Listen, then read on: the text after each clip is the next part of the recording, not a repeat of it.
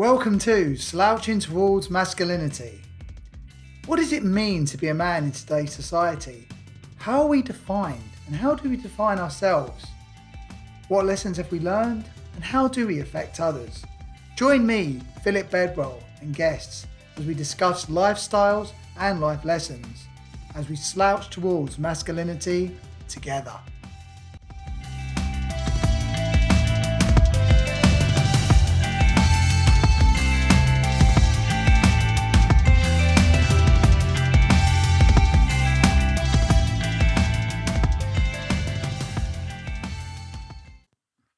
Hello there, and welcome to the latest episode of Slouching Towards Masculinity. How are you doing? I'm doing well today. And if you're enjoying these conversations, I really would ask if you could do me a favour and subscribe or follow the podcast. It really helps me out. And these conversations don't just have to be between me and my guests. If you've got any sort of feedback or you want to tell me about anything that you're getting from these conversations yourself, please leave me a message in the comments section, or there's going to be a link in the show notes as well as how you can get in touch, and it really would be great to hear from you. So today's guest is Jordan McKenzie. I met Jordan a few years ago. He asked me to help out in a piece of performance art he developed called Sticks and Stones, and it was a really memorable piece of work, and I felt very honoured to be asked to help out in it. And since then we've become friends, and anytime we've had a conversation, I've always been struck by his insight and his knowledge about loads of subjects. And when this podcast decided to become a reality, I really wanted to get Jordan on quickly. And it also gives me a chance to catch up with him as well, which I really appreciated. So today on Slouching Towards Masculinity, we discuss his upbringing and how masculinity played a role in that. We also discuss how his insight into masculinity has changed with age. We discuss politics and also society and masculinity and how it affects that. We discuss class, and we also discuss a mutual love of Channel 4, which really was a big surprise to me, and really enjoyed talking about Channel 4, how it began and stuff like that as well. We also discuss how his artwork has changed from performance live art based work to more installation now, and it's interesting to hear his thoughts on that. So I hope you enjoyed this conversation. I absolutely adored it, and we didn't get through everything, so I think I really would like to get Jordan on again. So I hope you enjoyed the chat anyway, and take care. Thank you. Hello there, and welcome to Masculinity. How are you doing today? Very well, thank you. How are you? I'm doing okay. I'm in the sunshine. It's nice. I can almost see the beach from here, so can't complain too much. No, I'm doing well, thank you. So, got you on here today, and just would like to just chat about some things if that's okay. So, the one that I think if it's all right to start off with is, if we're talking about masculinity, sort of when you were growing up, what sort of masculine archetypes and sort of what rules you witnessed, what sort of things you based yourself upon, and how you grew up. Well, I think it's quite a cliche. I think because it's the sensitive boy in the rural village scenario. So for me, being brought up in Leicester, in a small place called Cosby, which I absolutely hated, and still really dislike going back to when I have to go and see my mum. So it's not a hugely large family, but there's 5 kids, so I suppose quite large. I was the last, and I remember my eldest brother especially was very like a boy, and also very protective, but in kind of quite negative ways. So I think he always wanted me to be more sort of a fighter and going and hanging out in sort of doing rugby and this, that, and the other. Of course, I was like, oh, I want to go to an art gallery, and I want to read books on French poetry, and I want to listen to whatever. So for me, I very much grew up in a kind of very solitary world, a very insular world. But I didn't mind that, actually. But it was far more about protecting myself from other people and other situations and school, which I hated until I moved to a kind of very progressive school, which I then later loved.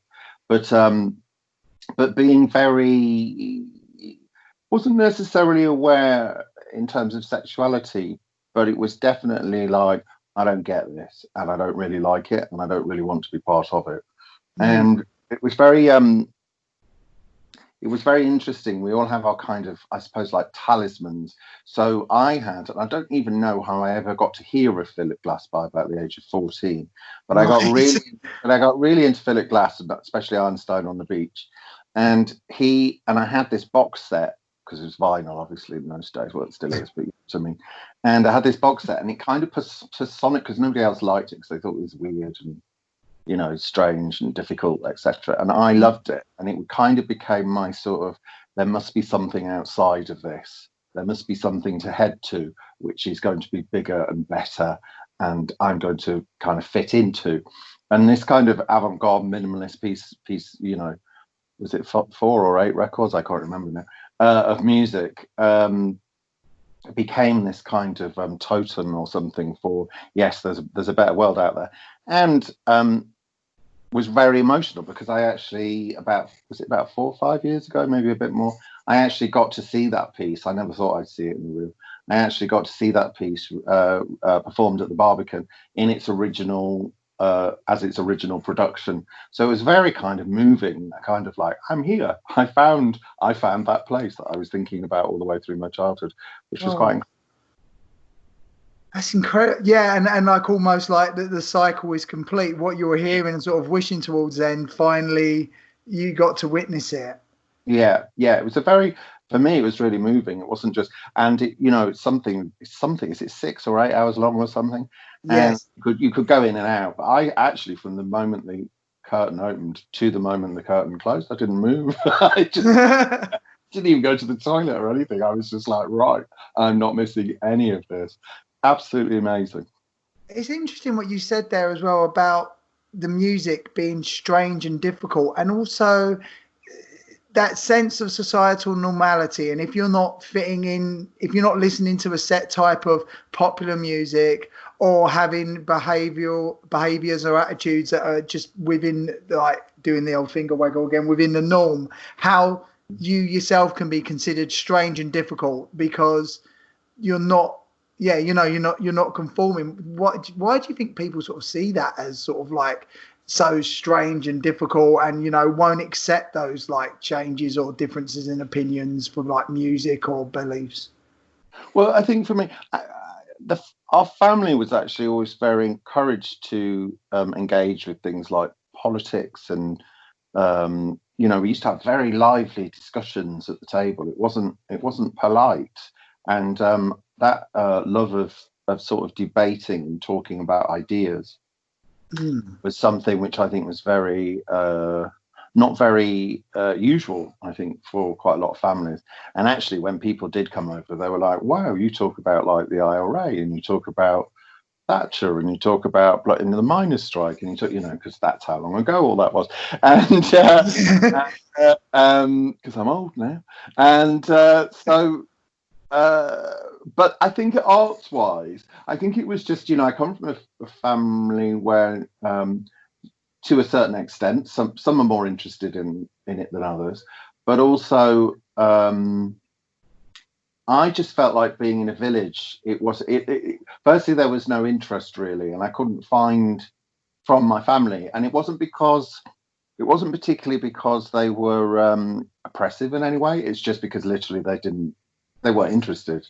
And actually, it's become something which I've become very aware of. I think it could be a class thing as well. This idea that culture is good for you, and I think that, and I think, of course, it is good for you. But I also think that there's an underlying assumption there that maybe the working classes don't have a culture, which is patently nonsense.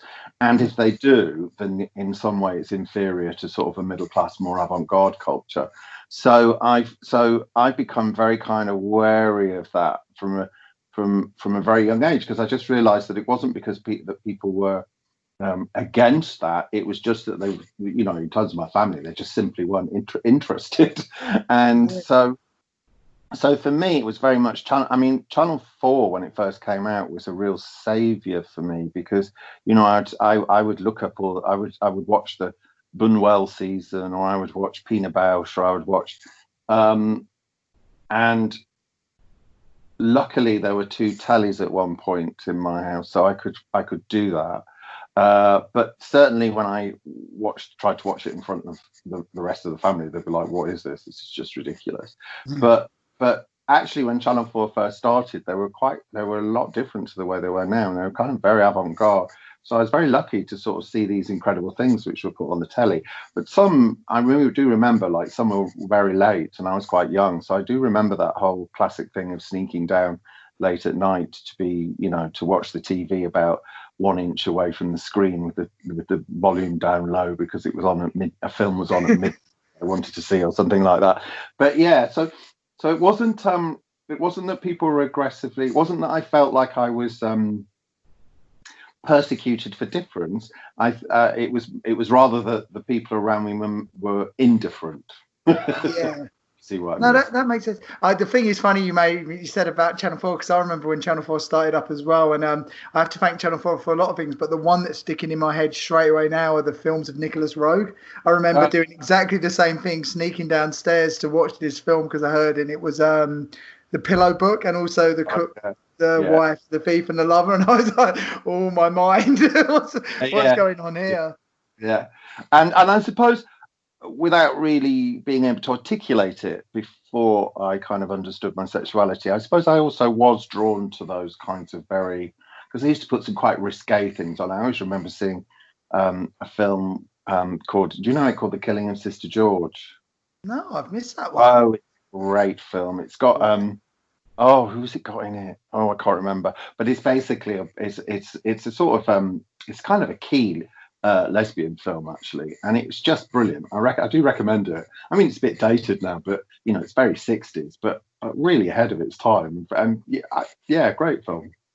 I watched one last night. Sorry, it was Portrait of a Girl on Fire. It just Oh, got right, yeah. released. Yeah, really very heavily recommended as well. All to do with sexuality and expected societal roles, and sort of railing against them in your own little sort of private. Yeah, it's very emotional. Very good at like capturing emotion. It is enjoyable, but yeah, no, it's funny what you say about Channel 4 and what it was and what it become. Sort of for me now, it more maybe because there's a sheer amount of content out there that it just become the lowest sort of common denominator a lot of the time for me now. It doesn't seem to question as much, but how, you know, culture can inform you, and then you will make choices. Like, you learn more about yourself the more sort of different influences you're exposed to, but how sort of common media almost, even though there's so much out there now, the way the algorithms are, it sort of almost tailors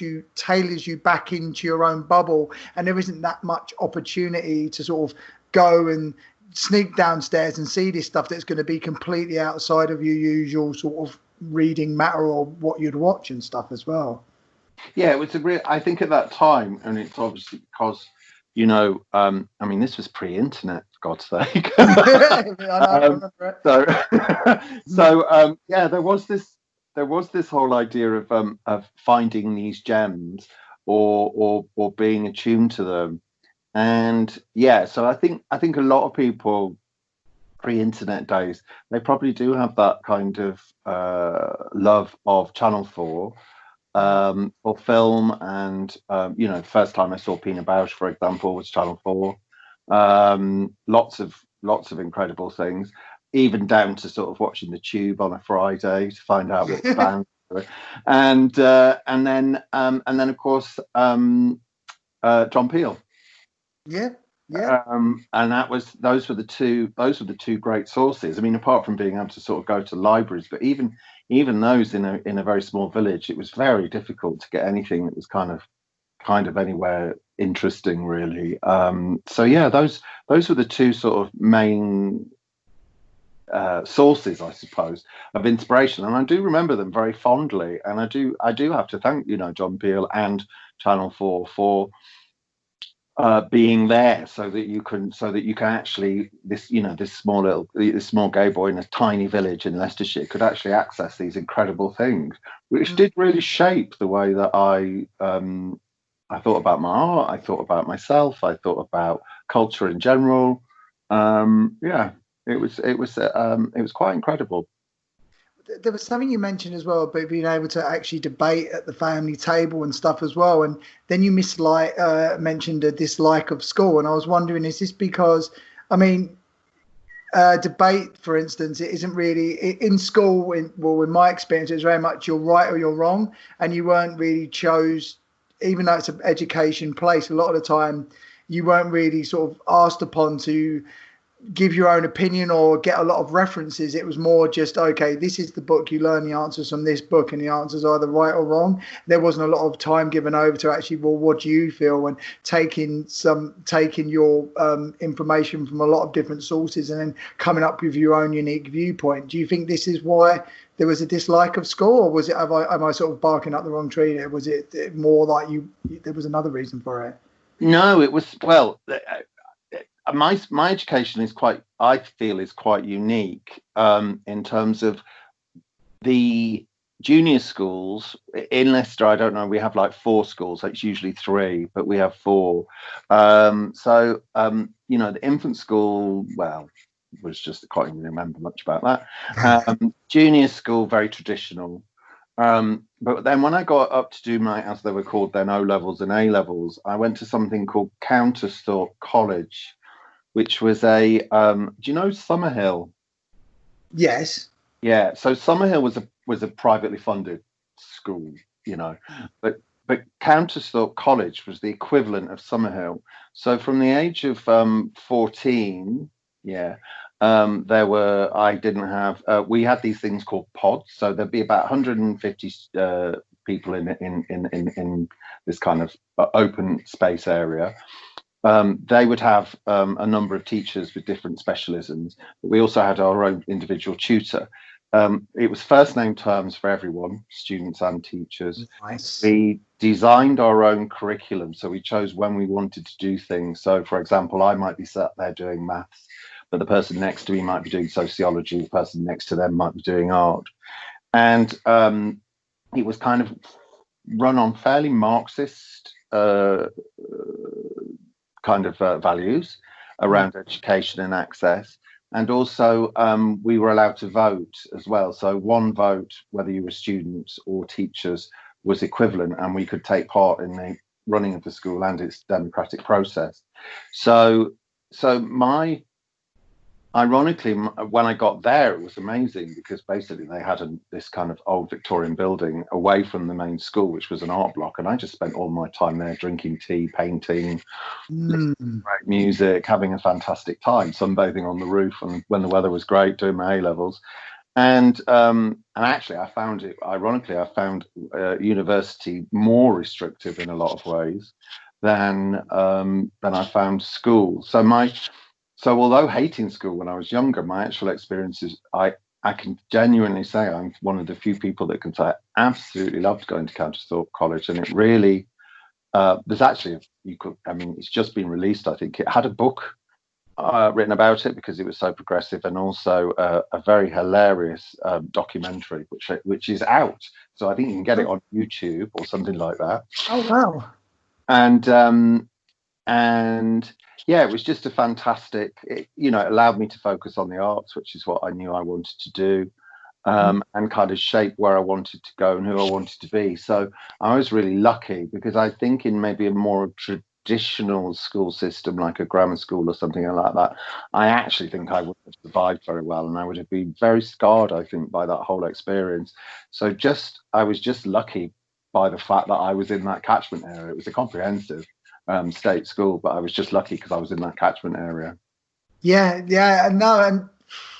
an amazing, I can sort of can't really add anything to that. I can see like how it's just such a nice, it's refreshing to hear, like it was completely different from my sort of upbringing, but having the ability to sort of do, like, make a choice of what you want to do on that day and have that sense of you can pick which way your education can go on that day, and not just being given a book and told, right, this is what you must do now, and these are the answers you must learn, without questioning why those are the answers. So yeah, that's so really, and the thing you mentioned there as well was about everyone being called by their first name. So again, sort of time. No uniform, everybody, no uniform, everybody by their first name. And when you were when you got to past 16, if your parents gave you permission, there was a smoker's coffee bar as well. Incredible. But this thing, what you've done there is, again, removing the uniform, removing the need to refer to people by their surnames. It all starts to play back into that class thing you mentioned earlier on as well, that everybody's at an even level. Because I do think the idea of masculinity, and especially a patriarchy, and also a class system built in with that as well, about certain people by right should be in certain positions, and that should never be questioned. And I think the way, like, your sort of upbringing and stuff, it sort of almost rebelled against that. It's shown that you can be equal, and there's not that expectation, okay, this is where I'm from, or this is the gender I identify with, this is where I should naturally be. Yeah, I mean, it was very liberal, and I do think for me it was great. I think for some probably not so great, because they I think I've never been one that has enjoyed looking towards authority or somebody telling me what to do, or suggesting, and I'm actually quite I don't know whether it's a personality trait, but usually I'm like, if everybody wants me to go that way, I'll go the other way. So me, it was fantastic, because I was offered this I think an amazing opportunity. I think some people floundered a bit and wanted actually more structure, but it really I think for me personally, it really set me up with the kind of tools to be quite self-sufficient, and to be very clear about what I kind of wanted from education, and what I wanted from art, and what I wanted from, from the subsequent things that I did. So for me, it kind of set me up. And also, I think that I was in a space, bringing it back to masculinity, where because of the kind of school it was, those kind of masculine hierarchical structures just, well, I didn't really see them. They didn't really exist, because we had, there was the mod, because everybody dressed in their own, there was the hippie kind people, and the mod people, and the kind of progressive people, and the spiritual people, and all that. So there was kind of a place for everybody to find themselves in, where it was supportive and okay. So if you kind of wanted to, be all blokey and listen to the Jam and do whatever, there was the group for that. But if you wanted to listen to Joni Mitchell and be all hippie, there was the group for that too. So for me, that was the point where the arts opened up a space where masculinity there were alternatives to the masculinity which we maybe saw in popular culture, or saw just generally in Leicester. And also I think that maybe what goes hand in hand in that as well is that Leicester is hugely, and I don't hugely love Leicester either, but one of the things that I'm hugely proud of is that it's massively multicultural.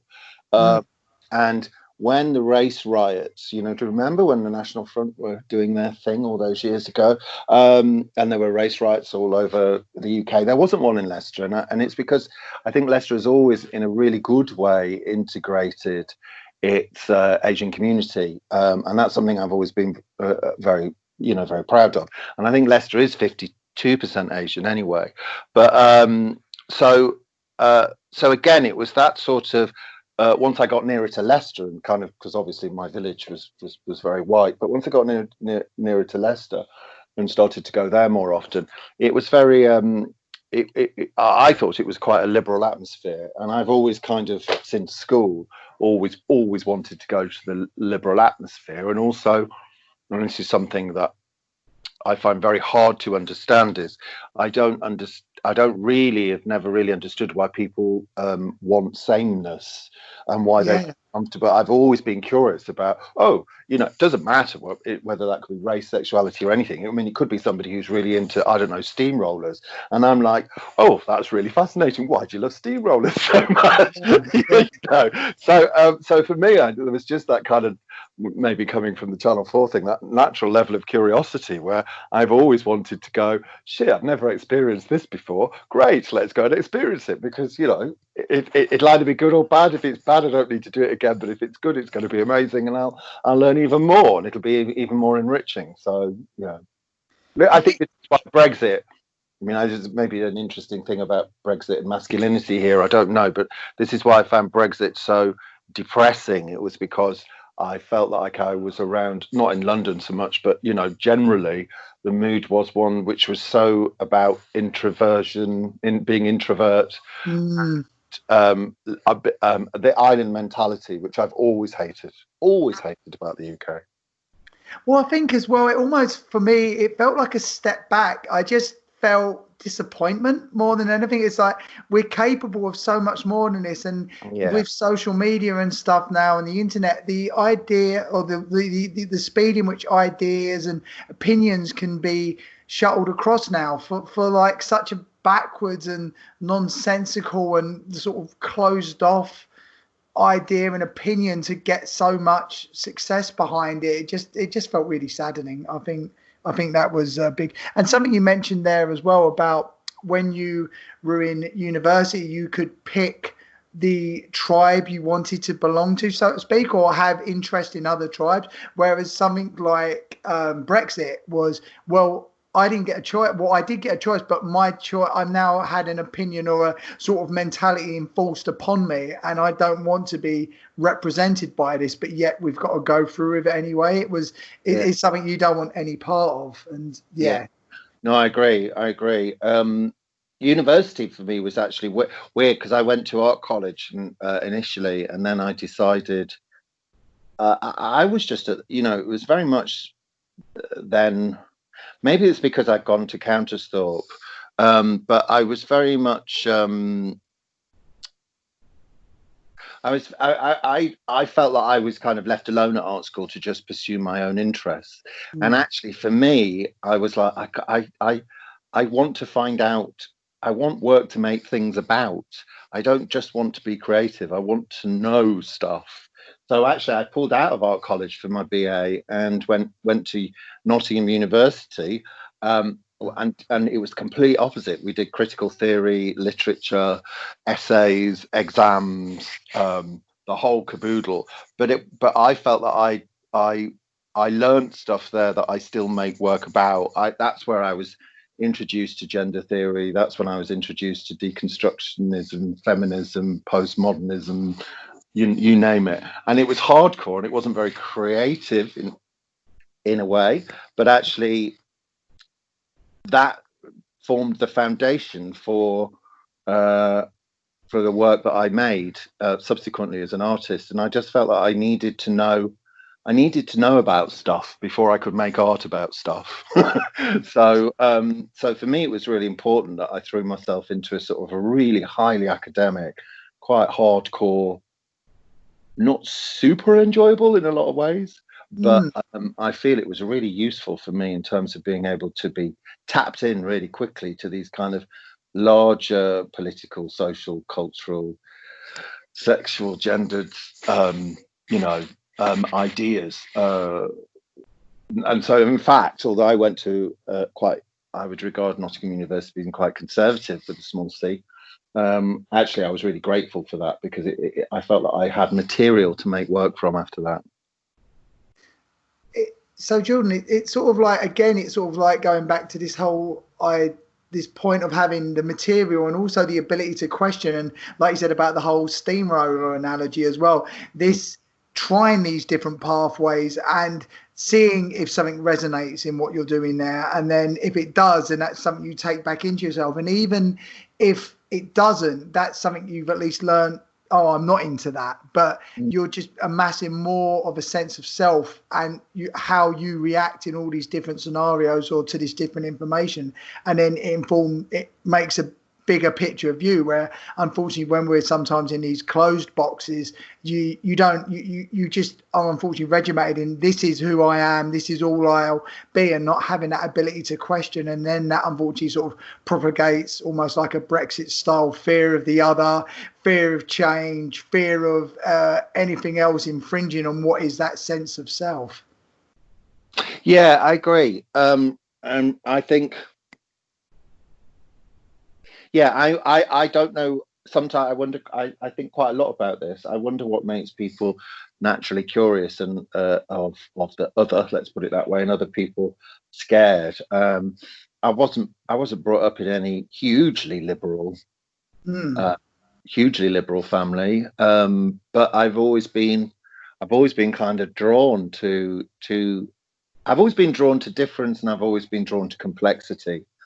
And I think one of the things which I'm seeing, and I don't know whether this is about my age, but one of the things that I'm seeing now, in the arts and also more generally in politics, is a lack of complexity, a lack of acknowledging that politics is difficult, sexuality is difficult.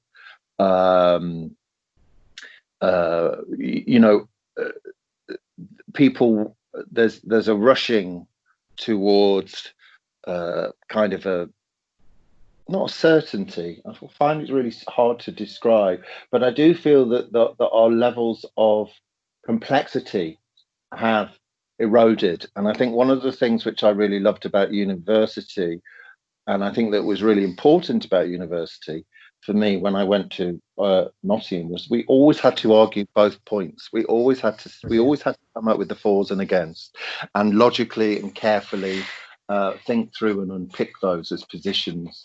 And I'm seeing a rush. I'm seeing the negative side of tribes now, where people want, again, it's a well-used term, but this idea of being in the echo chamber or the filter bubble. Yes. And we're not encountering enough people that are different from us. And in fact, as you quite rightly said, the algorithms and stuff just keep giving us sameness all the time. And I didn't really meet many Brexiteers, for example, because on Facebook and everything else, it all just up to all the people that I agreed with. But I do know others that did. That people in their family, that families were divided by it, etc. My family were all Remainers. So, and I think that was this is one of the key problems, I think, is that we now need to start to be able to understand complexity, but also understand difference, even if it's the difference that we don't like or can't stomach. We need those conversations again more than ever. I mean, it's something. Yeah, I couldn't agree any more with that, to be honest with you. And it is this. I don't know where social media the internet in general has been a blessing in one way, but a curse in another. I don't know why, but people just seem a lot more short-tempered, and I think it negates the need. For instance, if we were having a face-to-face conversation, we would make a point, but being able to see that face-to-face contact, it would sort of change, and we'd find a common ground, or you can see the humanity in front of you. So the conversation takes a much different turn to if I'm on Facebook and then suddenly someone's read what I've written and they go away and they write like a 10-paragraph thing back to me, which you would never sort of say in real life, and it becomes really nasty because you can't see the person you're really saying it to. I don't know. It's the way conversation or the way debate takes place online doesn't always seem to be a positive thing to me now. And again, where certain sections are cut off because of algorithms and stuff as well. Even though this should be a time where opinions could get changed and worked upon, and the complexity you mentioned should be available quite easily, it almost feels like it's being segregated even more. Yeah, I agree, and I think that's. I mean, I think this is clearly a consequence of neoliberalism, which is my great hate of. I think more or less anything wrong in the world can be placed onto the shoulders of the neoliberals. But yeah, no, I agree. I agree with you, and I think that for me, it was I've always been quite aware. Masculinity is a really strange thing because I'm always aware. I'm getting less aware of. I suppose it's because I'm getting older, and I think that's an interesting thing to think about is what happens to masculinity in age, but Yeah. also like coming back to is this idea of masculinity and the class, especially in often in art circles. It's really ignored. It could be argued that, for example, art schools are a middle class finishing school, and because we learn the bourgeois avant-garde, Yeah. things that and to do a class analysis of that, I think is really interesting. And obviously, thankfully, with the things like that has been certainly done in terms of race, with like decolonizing the curriculum and things like that, and people are beginning to think about those kinds of representation. But I still think class, it kind of has to, people have got to catch up with that. And I was making a lot of work about class for quite a number of years, and of course we've seen class now really play itself out in very unproductive and horrible ways, again through things like Brexit. Because that was as much about class as it was about well, I would say it was nearly all about class, as much as anything else, to be honest. Completely agreed. Yeah, and again, creating those divisions, ignoring the complexity. You're either in or you're out. You're for or you're against. And then also in that divide, not allowing any room for a grey area, or not allowing any room for a conversation. I mean, I almost saw a massive parallel what happened in the US with Trump as well, really. It's like either you're, if you're pro-Trump, then, you're an idiot. I don't want anything to do with you. And I think, unfortunately, what happens sometimes if they think, if the narrative is, well, that's all you can think of me, then I'll show you, or that's all I can dare to be. And then they do, unfortunately, get pushed towards that negative side of their personality because they're not being allowed, or they feel like if they do try and open a conversation, they'll look foolish or be sort of rallied against. So they just don't, and just unfortunately stick to a negative part. Yeah, no, I agree. And also there was, I think I read somewhere really interestingly that, people that were pro-Brexit, the people which were Remainers would classify them as not being very intelligent, being, not understanding the complexities, not doing this, not doing that, and actually you saw that there was a kind of quite intellectual elite kind of looking down on the rest of the country. Now,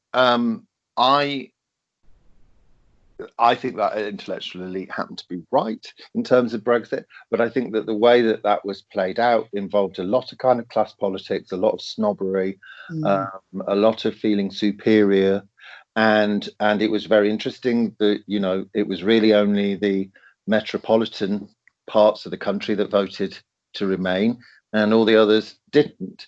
And I think we do have a real big class problem in Britain, and unfortunately I don't think that people like Boris and the Conservatives are going to sort that out. In fact, it's actively in their interest to keep those things alive and very much kicking, unfortunately. Well, this is it, and sort of tying back into a class, or it's sort of like an expectation of self or an expectation of the other. So, when you have a masculine archetype, that, or especially in a class area as well, it's like that's expected of you. So, sort of lower class, you're going to watch your football, you're going to be want to leave Brexit. You've got these things that you want England's green and present land, and you can't rally against that. That's just what's expected of you. And the thing, obviously, with political campaigns is if you have got that fear of the other, or you're railing against the other, then you don't really question the elite at all, because you're too busy infighting to really start to think, hang about, this shouldn't be this way, or why is this the narrative? You're too busy scared about the other person down the road who doesn't exactly come from the same class as you or agree with you. I think also that's been playing itself out in terms of the coronavirus as well. The jump to is this kind of, and I think these are very kind of masculine archetypes in a way, is, as you said, God's green country, getting the job done, Yes. all those kinds of quasi militaristic almost things that come into play. And I do think that that's a very kind of outdated and worrying form of masculinity, which is always brought out in times of crisis. It's like everybody was saying about Brexit as well. Oh, we've got to be tough. We've got to say that we're prepared to leave the union without a deal if we need to. And this whole valorization of these kind of very aggressive qualities, which are then celebrated as kind of strength and Britishness and all these kinds of things, and I've seen the same sorts of things played out in this current pandemic as well. The return to the kind of the war spirit. The jingoism, and just sort of like this is all you can. Exactly. Again, creating those boundaries and those divides where it's like you can only either be this or this. You're either completely for NHS or you're completely against it. Where we've mentioned there's actually a bigger debate. It shouldn't be for or against. It's like, well, why is the NHS being portrayed like this when it should be like fully funded and everything anyway? Yeah, and as we said earlier as well, it's now being repositioned as a charity.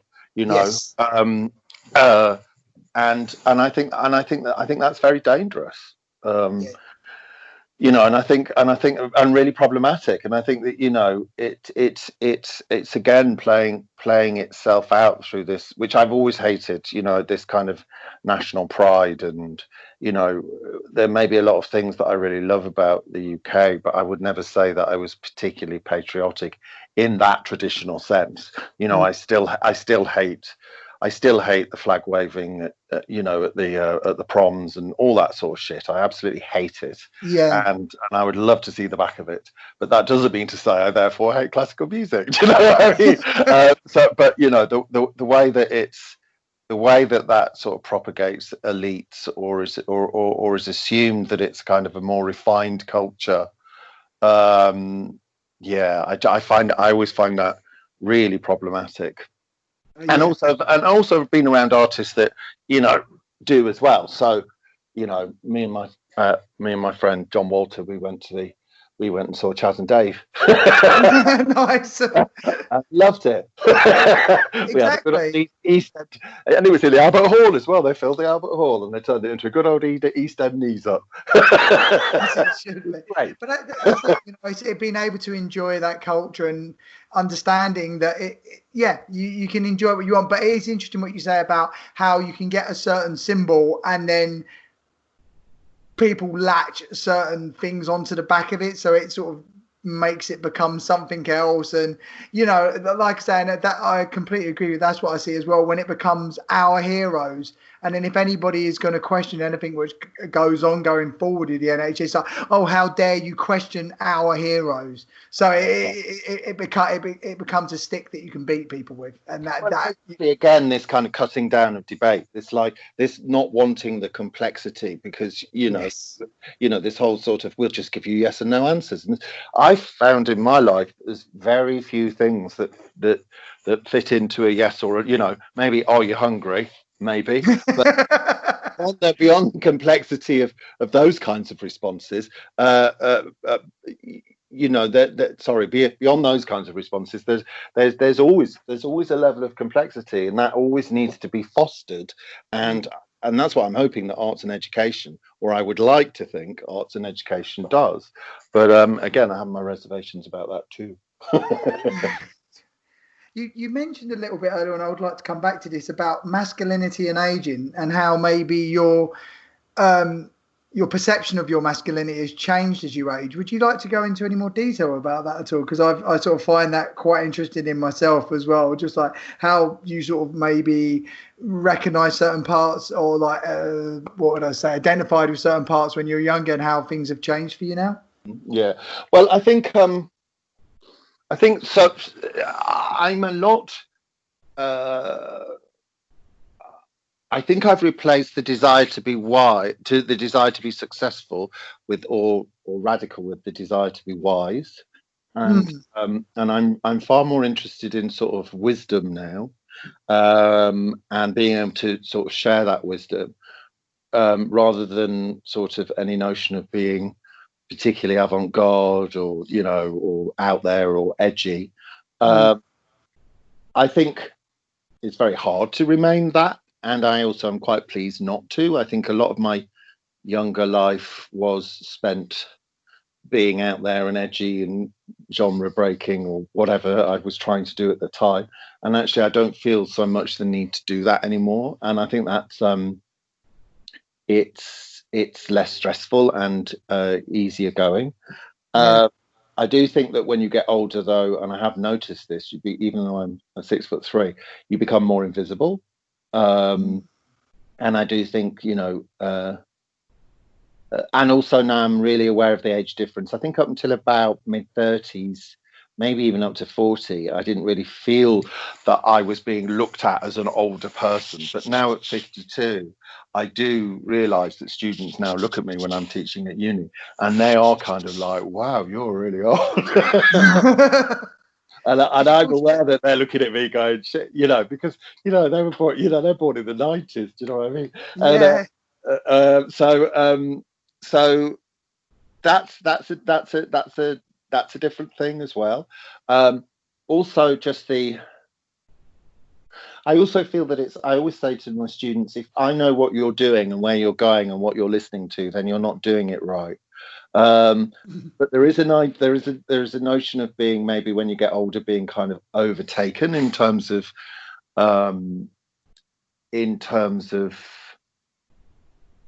especially gender politics. I mean, I kind of equate to queerness as a political view, but I would say that my personal sexuality is pretty bog standard gay. So this whole idea of polyamorous, transsexual, transgendered, although it's great, amazing and fantastic, but it's nothing that I really feel that part of.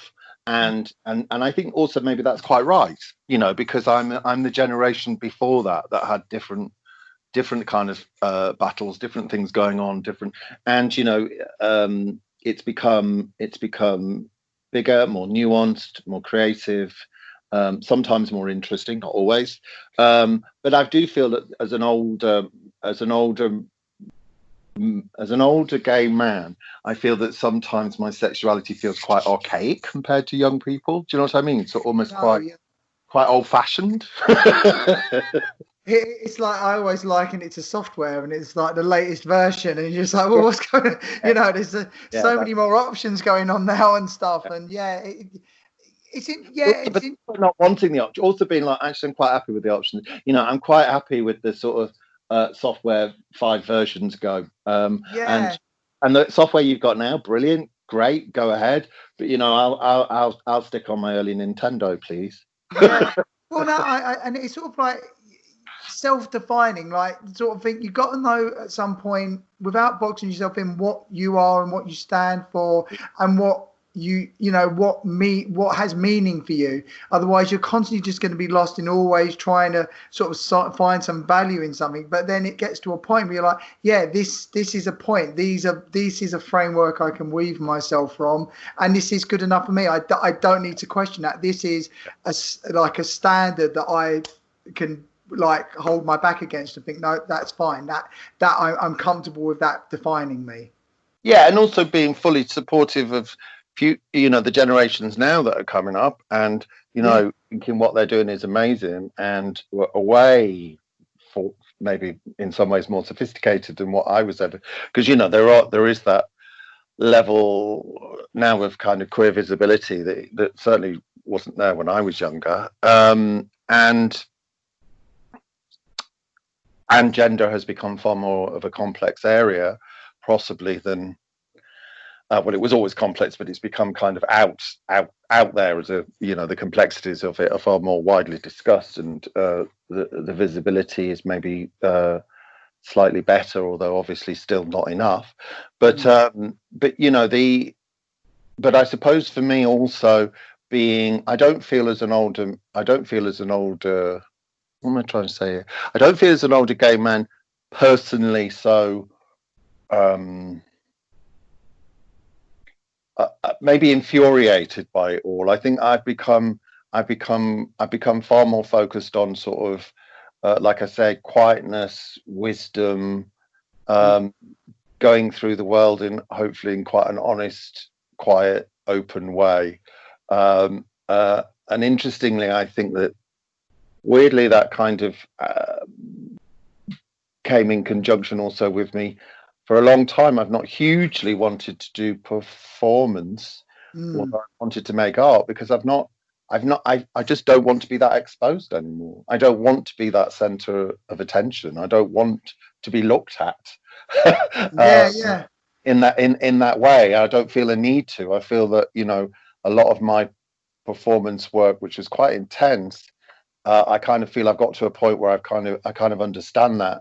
And if I come back to that in the future, which I'm sure I will, I need to come back to it having acknowledged all those changes and what I want from it and what I want to do with it. And I'm just not certain about what that is at the moment. And rather than worrying about this, and I think this is something to do with age, it's just like, okay, well, that's fine. Yeah. You know, it's not, you know, making work is not a gun at your head. You don't, you know, there's this whole idea of I think when you were younger, there's this kind of hysteria almost of like, got to get work out there, got to do this, got to get that on, got to do. And actually, the older I've got, I'm just like, actually, you don't. You don't. It's perfectly fine not to. And so, and again, just wanting to, you know, I've gone more into sort of like studio work and painting, which is something I never did. And again, it's that wanting to always. It's like, for me, it's like, what's the next thing? And I've quite embraced that. And at the moment, at my age, I think this is connected very much to health. At the moment, the next thing is still exciting and brilliant. I don't know whether that tips and where it just becomes, you know, in terms of health and physicality, it just becomes a drag. I haven't got to that point yet, but I certainly am enjoying my 50s because they're just a lot calmer than my younger life was, and I'm really enjoying that calm, and I'm enjoying what I've learned from my younger life, and how I use that to think about things now, and to not get myself sort of so full of anxiety, and you know, and also that you have a history to draw upon. I mean, I guess when you're young, that's probably why, because everything's new. You know, we haven't gone through this. We've never gone through a pandemic, but I have had experiences of, you know, death and adversity, and because I've lived that long, whereas younger people not necessarily haven't. So, you know, I've got now a whole load of resources which I know I can use, which maybe younger people don't have. But and I think that's one of the great things about getting older. And that should be cherished. Is that, you know, we have this life of experience to draw upon. Wow. Yeah, no, wow. No, I'm really thinking about that. No, exactly. Having those lessons that you've learned that have sort of carried you through to now, and then having that sense of peace that you can take your time to do what you want to do when you want to do it. Jordan, I think that I've got a bunch of post-its here that I didn't even get a chance to sort of ask. And I mean, so I was going to say, I mean, if it's all right with you, maybe in the future, if I could have you back on, that would be great. Sure. Chatting. No, it's been absolutely amazing. You've covered so much today. I'm blown away. Actually, I really, really appreciate you taking the time to do this. That means a lot. So I was going to ask, is there anywhere that people can sort of look at your work, or anything you'd like people to can follow you on, or? Well, I mean, there's always Instagram. You can follow Yeah. me on that, jordan.e.mckenzie, and my website, jordanmckenzie.co.uk, which, just like all websites, it's the old one's still up there, but the new one is still in the process of being put together. And those would be about the main things at the moment. So, you know, I'm tentatively, well, not tentatively, I post up what I'm doing in the studio and stuff. But at the moment, because of the lockdown, I'm lucky that I can sort of socially distance walk my way to the studio. So actually, this has been a time for me to be, you know, in the studio alone and to just sort of work on things. And because there aren't any shows on or anything at the moment, I guess I feel, in that sense, I feel quite liberated to just do stuff. Because it's not going anywhere at the moment. It's not landing anywhere. You know, there's no exhibitions to do. So it's just kind of quite like, well, let's just play around. In a weird way, that's taken the pressure off in terms of thinking about making and the professionalization of your work, which, you know, as an artist, I have to necessarily engage with. But for me, it's been kind of a little bit of a break from that, actually. Excellent. That's brilliant. Well, listen, thank you so much. And it's been wonderful once again. And I will speak to you soon. Pleasure. Speak to you later. Take care. Bye.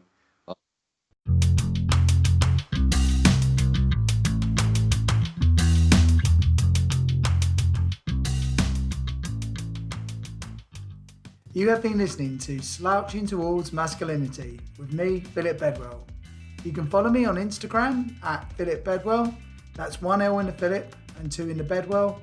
Or you can also visit my website at www.philipbedwell.com. Thank you.